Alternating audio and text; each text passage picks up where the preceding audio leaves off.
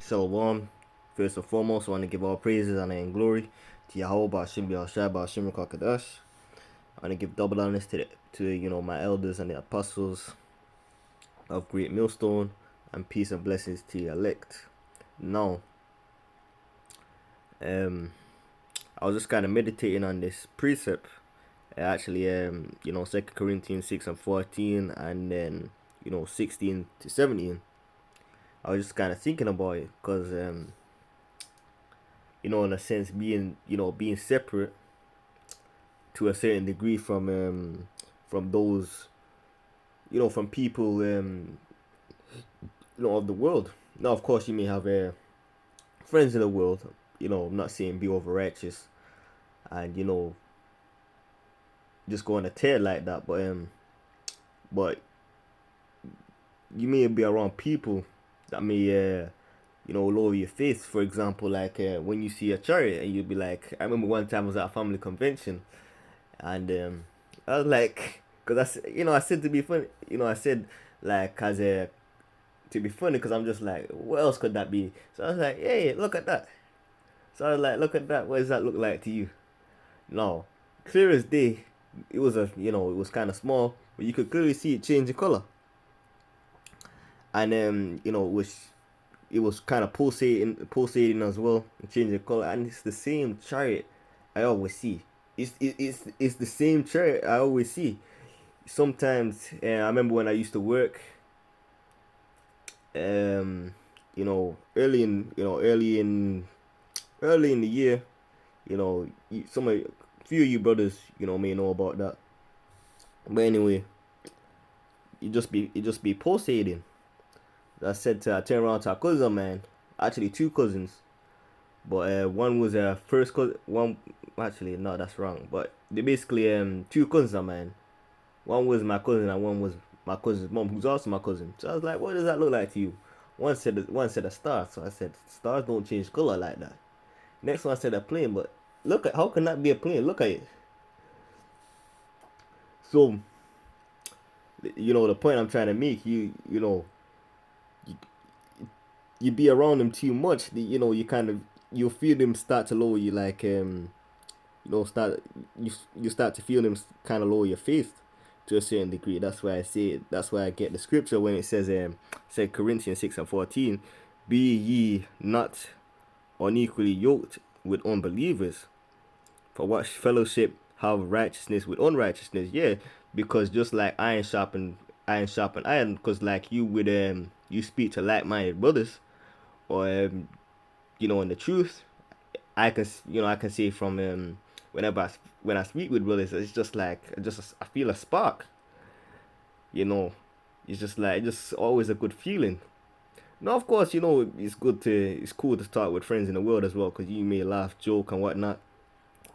But with brothers in the truth, it helps you get more sharper and more wiser, and it just kind of helps you all around the board to get more on point with things. But when you speak to friends in the world, it's not always that same way in general, and it's not going to be that way in the truth, because they're not really thinking the same way as you.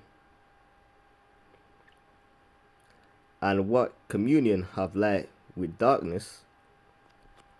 So it's kind of highlighting two opposites again, because righteousness is the opposite of unrighteousness, because unrighteousness is just another word for wickedness. And as we see again, light with darkness. Let me jump down here. 2 Corinthians 2 and 16. And what agreement have the temple of God with idols? Idols being those false gods, those gods of the other nations. For example, the Egyptian gods, some of the pagan Roman gods, some of the gods from the pagan Roman Empire, like Morpheus, if I'm not mistaken.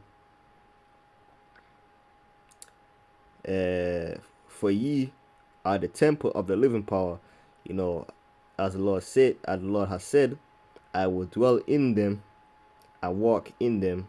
So like I will dwell in them and walk in them, and I will be their God, and they shall be my people. Now, the Lord only said this about one people. He only claimed one people, and that's who? The children of Israel, man.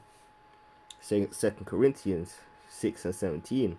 Wherefore come out from among them, and be ye separate, saith the Lord, and touch not the unclean thing, and I will receive you. So, that's also referring to your mind, let me just read this again. Wherefore come out from among them, and be ye separate, saith the Lord, and not the unclean thing, and I will receive you. So this is not only like like when you turn over a new leaf, when you get introduced to the truth. It's not really referring, it's not really that it's referring to say you literally coming out of their company, because like I say, you'll still have friends in the world, but this is about like what you mentally, mentally, you have to think a different way. You have to mentally change. That's why the Lord's saying you have to be separate and touch not the unclean thing, and He will receive you. So you gotta start thinking those righteous thoughts and whatnot. And the Lord was the Lord see you trying to what's up with you. Let me see if I can, like I said, this is kind of impromptu. I was just kind of meditating, and just the Spirit was on me to do like a little video on it. But like I said before, don't burden yourself, and be over righteous, because you're just gonna burn yourself or destroy yourself that way, man. This is Ecclesiastic. I believe this is Ecclesiastes 7 and 16. Be not righteous over much, neither make thyself over wise. Why shouldest thou destroy thyself? Yeah, for example, I remember, I think it was the elder Manata Zakba that made this point, where it was like, people go, oh, this brush has pig, boar hairs or something like that, and this thing has this and that. But don't be over righteous. The things you can do, just to the best of your abilities, do them. The things that the things that you have no control over, you just can't worry about them, because like how we say, what, we're not sovereign here. We don't make any of our own stuff, to be honest. So you have to do the best you can and pray that it's appeasing unto Yahweh Hashem Yahshua.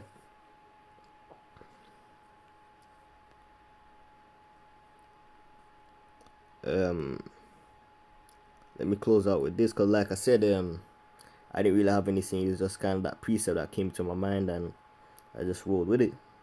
Revelation 3 and 11. Behold, I come quickly.